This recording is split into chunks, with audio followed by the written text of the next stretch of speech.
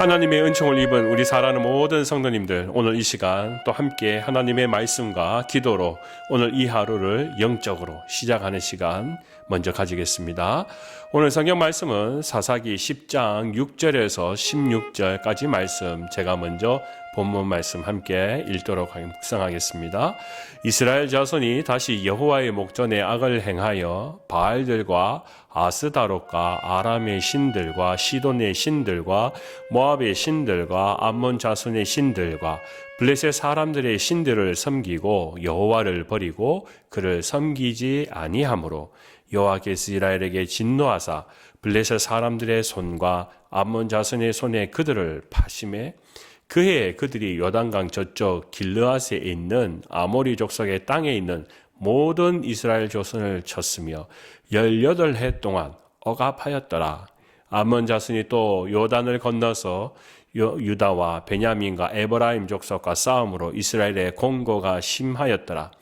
이스라엘 자손이 여호와께 부르짖어 이르되 우리가 우리 하나님을 버리고 바알들을 섬김으로 주께 범죄하였나이다 하니 여호와께서 이스라엘 자손에게 이르시되 내가 애굽 사람과 아모리 사람들과 암몬 자손과 블레셋 사람에게서 너희를 구원하지 아니하였느냐?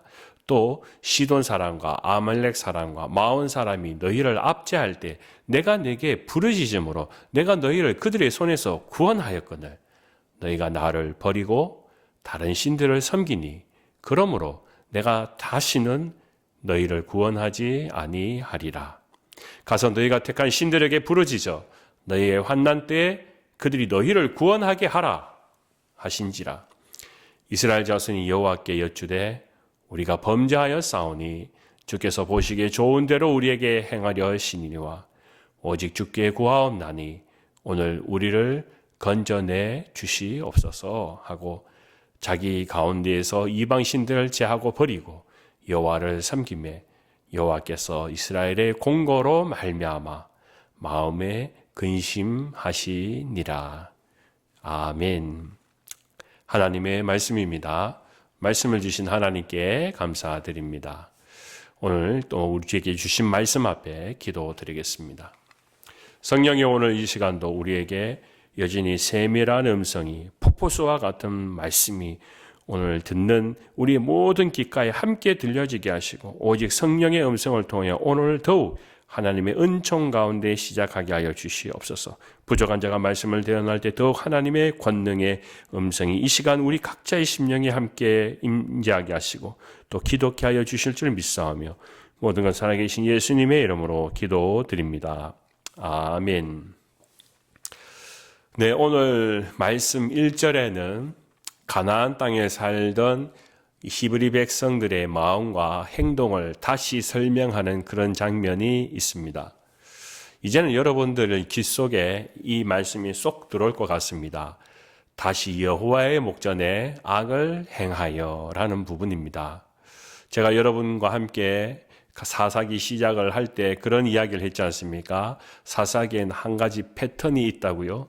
그래서 처음에 이 히브리 사람들, 자손들이 하나님 앞에 목전에 악을 행하는 그런 모습을 보고 그들이 또 그 나쁜 길에 빠졌을 때 하나님께서 그들의 압제 속에 가만히 보고 계시다가 그들이 하나님 살려주세요. 하나님 우리가 잘못했습니다.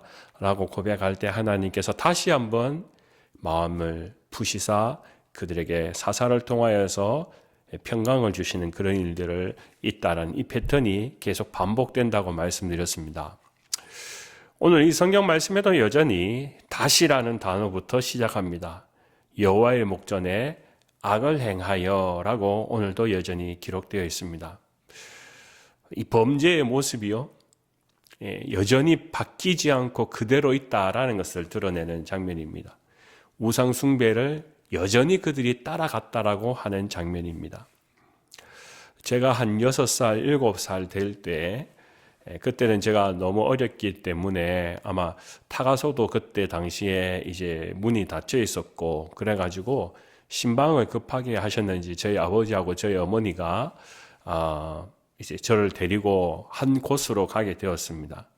그때는 제가 어디인지 기억을 제대로 하지 못했는데요.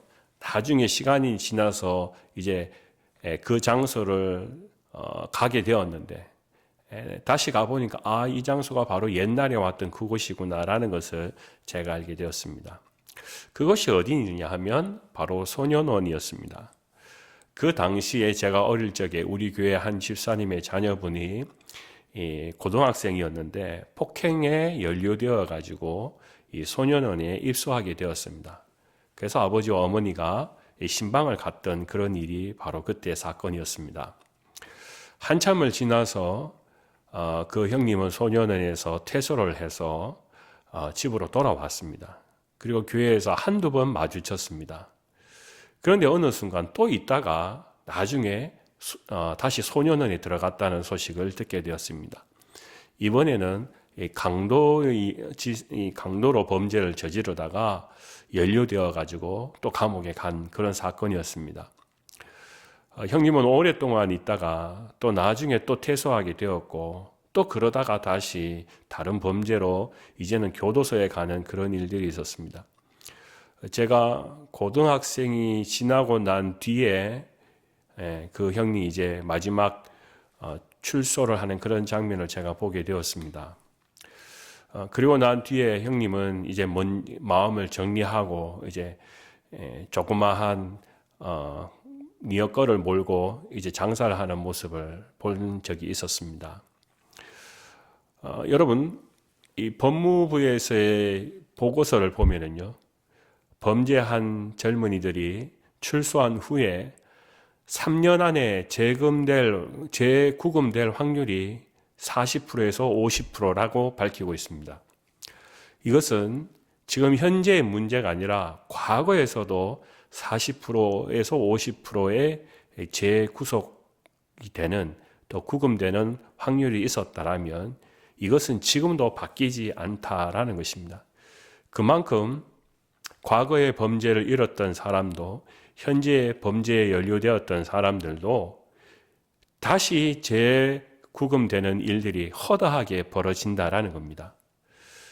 시대를 불문하고 반드시 자기가 죄값을 치르고 난 후에 자유인이 되었는데 또다시 형무소에 입소되는 이 안타까운 현실이 과거에도 지금도 여전히 동일하게 일어나고 있다는 겁니다. 그러니까 사람이 한번 죄를 짓고 난 뒤에 또 잘못이 되어서 교도소에서 구금되고 난 뒤에 이젠 자유인이 되어서 다시는 내가 형무소에 안 들어간다. 이것만큼 결단력이 강하고 정말 칭찬할 사람이 없다라는 겁니다. 보통 사람들은 거기 한번 들어가 나오면 그 다음에 들어가는 것은 너무나 쉽게 왔다 갔다 한다는 것을 우리는 알게 됩니다. 저는 오늘 그 일들을 오늘 이 성경의 말씀 사사기에 등장하는 이 사건, 제가 말씀드렸던 이 패턴에 한번 생각해 보았으면 좋겠습니다. 이스라엘 백성들이 하나님의 말씀에 거역해서 악을 행해가지고 여호와의 목전에 악을 행했다는 이것이 지금 이 사건이 딱 한 번 있었던 것이 사실 아니라는 겁니다. 그전에도 보면 계속 반복적으로 있었습니다. 오늘 성경 말씀을 여러분이 읽어보시면 내가 그때 너희를 이렇게 구원하였지 않느냐, 내가 또 이럴 때 너희를 구원하였지 않느냐 하면서 하나님께서 몇 번이고 내가 너희를 구원해 주었는데 왜 또 너희는 다시 여호와 앞에 목전에서 범죄를 저질렀느냐 하는 그런 장면을 안타까워하는 모습을 우리는 발견하게 됩니다. 마치 출소한 사람이 다시는 내가 범죄에 연루되지 말아야 하지만 그게 뜻대로 안 되고 자기 스스로 그렇게 그 발걸음이 교도소로 향하게 된다면 그것이 마치 우리의 신앙에 하나님을 믿는 이 이스라엘 사람들의 모습과도 마찬가지라는 것을 이야기합니다. 하나님, 저희가 잘못했습니다. 다시는 제가 하나님 앞에 범죄하지 않겠습니다. 우상을 섬기지 않겠습니다. 라고 했던 사람들이 또다시 옆에 주변에서 야, 아세라상에게 복을 빌면 복을 받는데 이제는 밀복에게 절언하면 복을 받는데 하고 이야기하니까 그 복 받는다는 이야기 때문에 고개를 아무데나 숙이고 복을 달라고 비는 이 우상 숭배의 모습, 그 빠져드는 모습이 여전히 똑같더라는 것입니다. 오늘 성경의 말씀에 이스라엘 백성들이 얼마나 이 우상 숭배에 빠져들었는지, 얼마나 많은 신을 섬겼다고 이야기하는지 제가 그 말씀을 다시 한번 읽어보겠습니다. 바알들과 아스다롯과 아람의 신들과 시돈의 신들과 모압의 신들과 암몬의 자손들의 신들과 블레셋 사람들의 신들을 섬기고 여호와를 버리고 그를 섬기지 아니하므로. 이건 한 가지가 아니라는 겁니다. 사사기 시작에는 처음에는 바알과 아세라라고 이야기했습니다. 그 우상들에 주목했습니다. 그래서 하나님께서 그들의 부르짖음을 들으시고 하나님 잘못했습니다 했을 때 드보라와 에훗과 같은 사사들을 세워서 공동체를 지켜주셨습니다. 그러면 이제 거기에서 끝나야 되죠. 그런데 하나님이 오늘 이 상황들을 보았을 때는요, 이렇게 자비를 베풀고 은혜를 베풀어 주었건만 현실적인 모습 속에서 이들은 여전히 계속해서 더 많은 우상들을 숭배하고 하나님을 배역하는 모습 속에 살아가고 있다라는 것입니다. 마치 이것은 집 나간 남편이 한두 번, 세 번, 네 번 그렇게 해서 나중에는요, 아내에게 겁없이 말합니다. 아니, 내가 집 나갔다고 어쩔래? 막 그렇게 투정을 부리면서 자기의 잘못을 도저히 반성하지 않는 그런 모습들이 오늘 이 성경 말씀에 이스라엘 사람들이 저질렀던 죄의 모습이기도 합니다. 여러분, 이 사건 속에 하나님께서 그들이 잘못되는 모습을 가만히 보았더니 그들에게는 한 가지 공고가 찾아옵니다. 18년간이나 고통스러운 어려움이 찾아옵니다. 그랬더니 과거의 모습처럼 10절 말씀에 이렇게 시작하지요. 이스라엘 자손이 여호와께 부르짖어 이르되 우리가 우리 하나님을 버리고 바알들을 섬김으로 주께 범죄하였나이다 하니, 그렇다면 여러분 이때는 어떻게 할까요? 하나님은 몇 번이고 봐주었는데도 불구하고 이들이 또다시 자신들이 잘못했습니다 이야기했을 때 하나님이 자기 마음대로 하는 이들에게 이제는 더 이상 내가 참지 못하겠다, 그런 강한 의지로 하나님의 뜻을 사람들에게 나타내셨습니다. 그것이 13절 말씀입니다. 너희가 나를 버리고 다른 신들을 섬기니 그러므로 내가 다시는 너희를 구원하지 아니하리라. 가서 너희가 택한 신들에게 부르짖어 너희의 환난 때에 그들이 너희를 구원케 하라 하신지라 라고 했습니다. 오늘 제가 이 말씀을 읽으면서 13절 말씀에서 좀 막 속이 후련해지는 그런 마음을 가집니다. 제가 하나님의 입장에서라도 봤을 때도 하나님 참 잘하셨네요 하는 그런 생각을 가지게 됩니다. 하나님, 이 사람들이 패역한 세대, 못된 백성들 아닙니까? 그렇게 시간을 주고 그렇게 기회를 주는데 어떻게 다시 또 그들이 우상 숭배를 하겠습니까? 그런데요, 오늘 이 16절 말씀에 보면 하나님께서 다 자신의 마음을 드러내는 그런 장면이 있습니다. 이스라엘의 공고로 말미암아 마음에 근심하시니라 라는 장면입니다. 오늘 말씀은 이 근심하느니라 라는 말씀으로 끝맞게 되는데 여러분 어떠십니까? 그 다음은 하나님께서 어떻게 하셨을까요? 마음에 근심하고 난 뒤에 어떻게 하셨을까요? 그 다음에 말씀에 보면은요, 우리가 오늘 말씀에 나와 있지 않지만 입다라는 사사를 세워서 이 히브리 사람들을 살려주는, 도우시는 하나님의 이 긍휼을 보게 됩니다. 이 말씀 안에 오늘 근심이라는 단어는 compassion이라는 긍휼을 사용하고 있습니다. 그러니까 하나님께서 근심하니라는 것은 이 말씀 안에 자꾸만 하나님의 그 긍휼한 마음을 드러내시는 그런 장면입니다. 그래서 저는 오늘 말씀을 근심하니라는 이 장면을 보면서 저는 그렇게 대답하고 싶습니다. 하나님, 근심하지 마세요. 절대 근심하면 안 됩니다. 더 이상 근심하지 마세요. 소신대로 쭉 밀고 나가세요. 저는 그렇게 이야기하고 싶습니다. 그런데 하나님은 보면 제 생각과 다르십니다. 하나님, 그들 한번 혼내줘야 되지 않겠습니까? 하나님, 처음에 내가 이들을 가만히 두지 않겠다고 말씀하신 것, 그 소신을 밀고 나가세요라고 이야기하는데, 그런데도 하나님은 오늘 이 근심하니라 라는 말씀 이후에 보면 하나님께서 입다를 세우셨다라는 겁니다. 여러분, 이것이 왜 그랬을까요? 이것은 곧 우리 모든 죄인들에 대한 하나님의 사랑의 모습이기도 합니다. 이 사람이 종종 이 죄를 짓고 난 뒤에 그들이 죄를 잘못했습니다 하면서도 또다시 우리는 과거로 돌아가는 모습을 보고 있지 않습니까? 오늘 마지막 이 말씀을 읽어보면 하나님이 근심하니라 하는 이 근심은 살려줄까 말까 살려줄까 말까 이 근심이 아니라는 겁니다. 그들 마음 안에 하나님께서 애타하는 마음을 가지고 계시더라는 거예요. 긍휼한 마음을 가지고 계시더라는 겁니다. 오늘 이 말씀을 통해서 우리는 한번 생각해 볼 것이 있습니다. 에베소서 4장 28절 말씀에 보면 성경 말씀은 죄 지은 자가 자신의 과거와 지금 현재의 삶을 어떻게 개간천선해야 되는지를 드러내는 그것을 분명히 가르쳐주는 말씀이 있습니다. 이렇게 시작합니다. 도둑질하는 자는 다시 도둑질을 하지 말고 돌이켜 가난한 자에게 구제할 수 있도록 자기 손으로 수고하여 선한 일을 하라 라고 말씀입니다. 저는 이 말씀을 참 좋아합니다. 우리는 모든 사람들이 사실 영적으로 도둑질하는 사람과 동일합니다. 근데 우리는 자꾸만 다시 또 도둑질하고 또 범죄를 하는 그런 장면을 보게 됩니다. 범죄에서 벗어나는 방법, 그것은 유일한 것이 딱 한 가지입니다. 자기 손으로 수고하여 선한 일을 할 때 다시는 우리가 도둑질하고 싶은 마음으로 돌아가지 않습니다. 도둑질하는 사람의 그 도둑의 심보는 그렇습니다.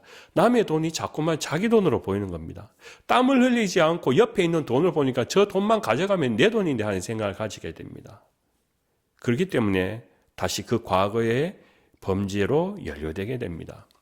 그러니까 도둑질한 사람은 일신가구의 정신이 필요합니다. 내가 다시는 하지 않겠다. 결단하는 마음이 필요합니다.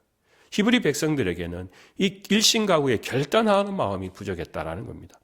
우리의 신앙 가운데에도 우리가 어떠한 일들을 작정하고 하나님을 믿겠습니다, 따라가겠습니다 하면 우리는 더 이상 우리 과거의 우상들을 보지 않아야 됩니다. 옆에 주변에 복들을 준다고 하는 그 우상들을 보지 않아야 됩니다. 오직 우리는 여호와 하나님을 보고 가야 됩니다.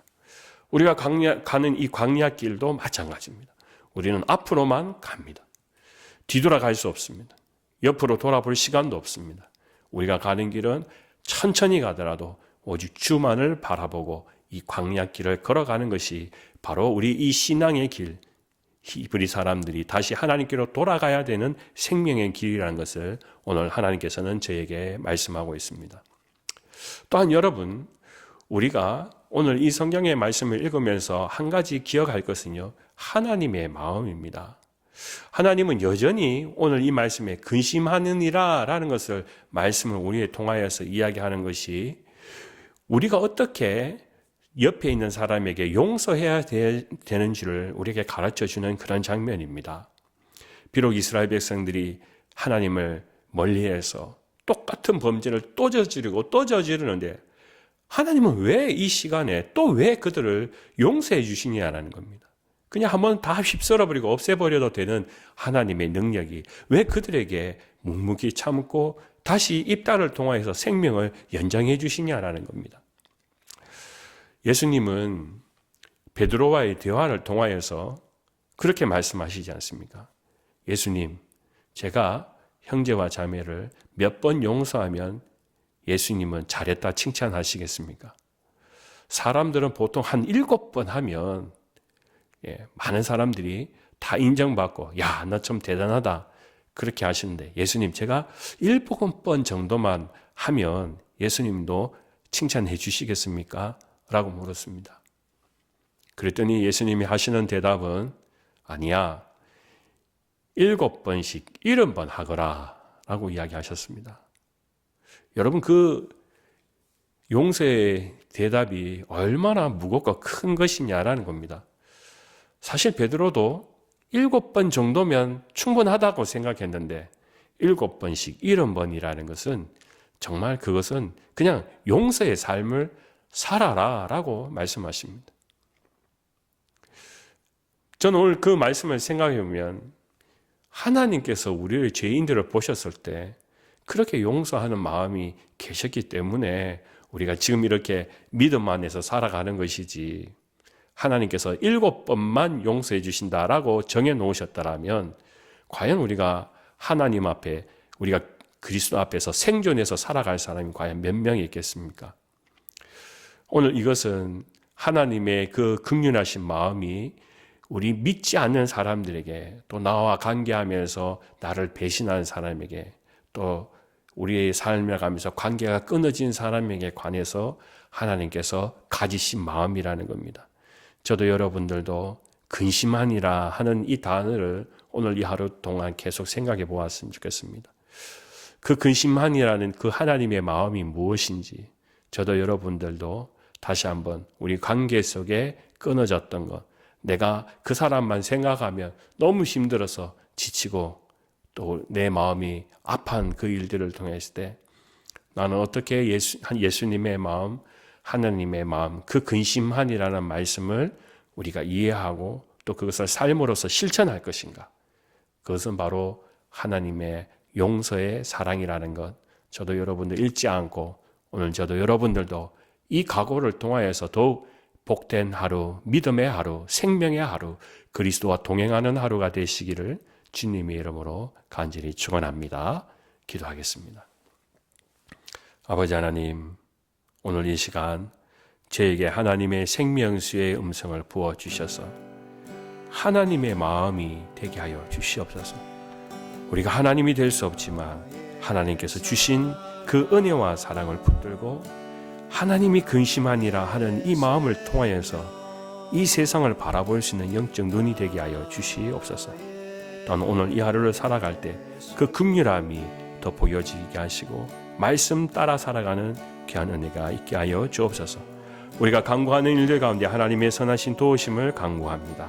주님, 기도하는 마음들 가운데 더욱 우리가 중보하며 건강을 위하여 기도할 때 우리 박승현 집사님 가정을 기억하시고 사랑하는 아들의 그 모든 과정 속에 함께 하시고 하나님의 선하신 도우심을 통하여 오늘 또 내일 또 진료를 받고 상담을 할 때 더욱 하나님의 사랑 안에 힘을 내어서 주어진 일들을 잘 감당하게 하여 주시옵소서. 감사드리며 거룩하신 예수님의 이름으로 기도드립니다. 아멘.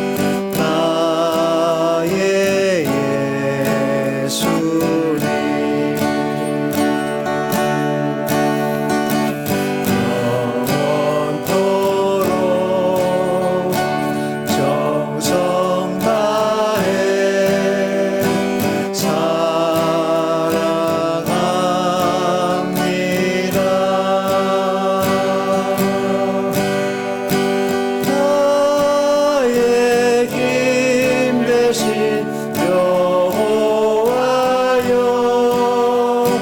내가